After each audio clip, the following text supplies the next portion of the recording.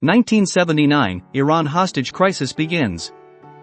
The Iran hostage crisis was a diplomatic standoff that took place in Iran from 1979 to 1981, in which 52 American diplomats and citizens were taken hostage by Iranian militants after the U.S. embassy in Tehran was seized.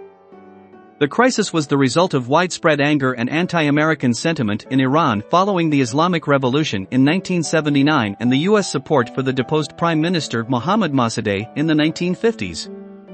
The crisis began on November 4, 1979, when militants stormed the U.S. Embassy in Tehran and took 52 hostages.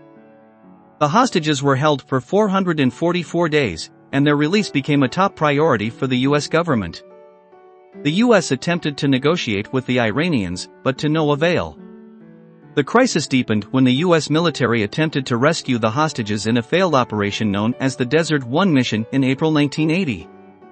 The crisis had significant consequences for the U.S., including a major blow to the country's prestige and credibility, and a deepening of anti-American sentiment in the Middle East. It also led to the U.S. freezing Iranian assets and imposing economic sanctions on the country, which further strained relations between the two nations.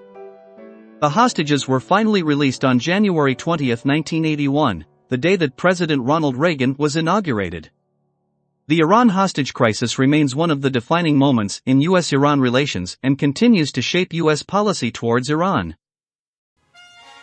This is just one chapter in my book, What's Past is Prologue. If this content interests you, then you might want to get all the chapters under one book. There is a link in the description to pick it up at Amazon. I will include other links for other books I have published. Thank you for your interest.